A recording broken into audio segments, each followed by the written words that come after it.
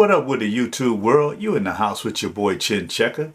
We about to get right into this reaction video. The lady asked the police, "Are you going to shoot me?" before they shoot her dead.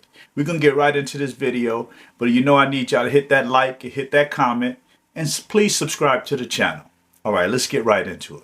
We are following breaking news from Blendon Township. For the first time, we were able to see body camera video from 2 police officers involved in the deadly shooting of Takaya Young and her unborn child. We're going to give you your first look at scene video from the shooting that happened last Thursday. Before we show you the body camera video, we want to warn you it is disturbing.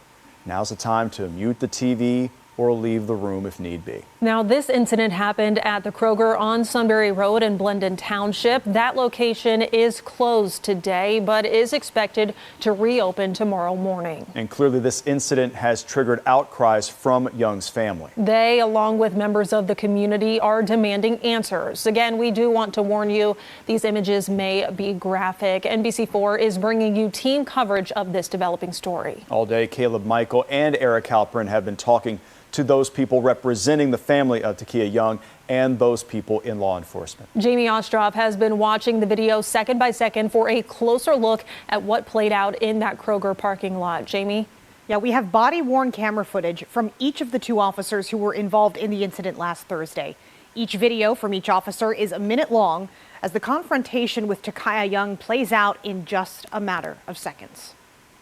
The first officer to interact with Takaya Young approaches her car under the suspicion that she stole liquor from Kroger. Hey, stop. Hey, out of the car. Out of the car. By the time the second officer gets to the car and walks in front of it, the first officer had asked Young to get out 5 times. He keeps asking. Young argues. You can hear the exchange on that officer's body-worn camera. Out of the car. Out of the car. They said you stole stuff, do not leave. Get out of the car. Then get out. No, then get out. Get out of the car. Young begins to drive. In this freeze frame, you can see the car make contact with the officer standing at the front of the car as his feet leave the ground. That is when that officer fires 1 shot through the windshield.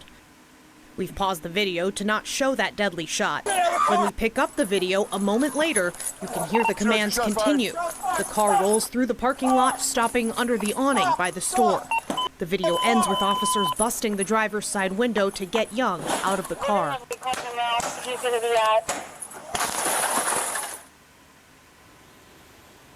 Now, I did ask a use of force expert who is not connected to this case to review the exact same footage that we received.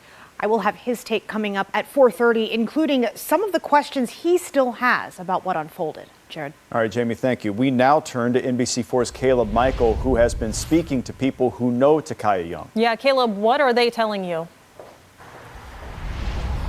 Well, Jenna and Jared, they tell me that Takaya Young was the life of the party. Anytime she was around, it was a really good time. They say she loved her 2 little boys with all of her heart, and she was also very close with her family.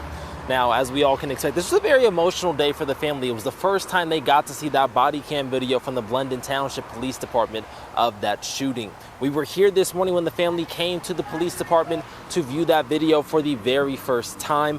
They were inside for less than 10 minutes and left not too long after that. In the statement from Blendon Township Chief of Police John Belford, he says this situation is a tragedy and is asking for prayers for the family during this time.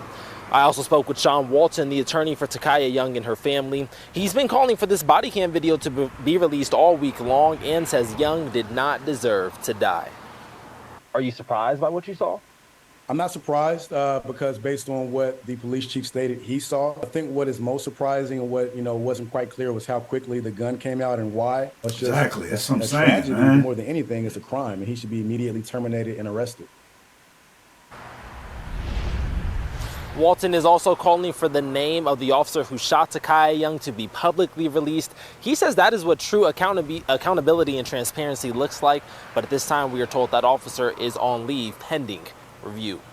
Local for you in Blendon Township, I'm Caleb Michael, NBC4. Caleb, thank you. The police union is also talking about the body camera video released today. They, too, are saying it is difficult to watch. NBC4's Eric Halperin is in Blendon Township after talking with the union. Eric, what else are they saying about this? Jared and Jen, first I want to mention we are in the parking lot where this shooting happened last week. The Kroger is closed and has been closed all day. Employees have been telling people that it will be reopening tomorrow morning. Earlier today, we talked with the executive vice president of the police union about last week's shooting and the body camera video. Brian Steele says this is tragic for everyone involved. He's asking the community to not just look at how the situation ended here last week, but also the moments leading up to that.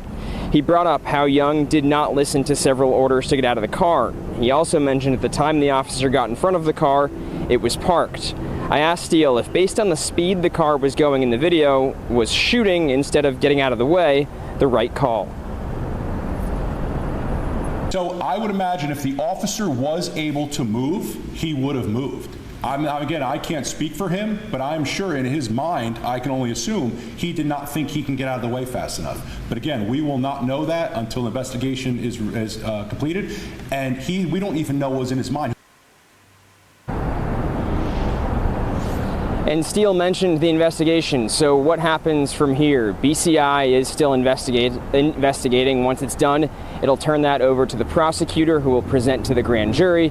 The grand jury will then decide if there will be charges. Local for you, I'm Eric Halpern, NBC4. And there you have it, YouTube. Another sad story. Another life lost. This lady was pregnant. But I have a question. I think maybe if she would have just maybe got out of the car, just stopped and got out of the car, if she wasn't stealing, this is all about stolen liquor out of a liquor store, out of Kroger's. To me, it's a senseless life taken.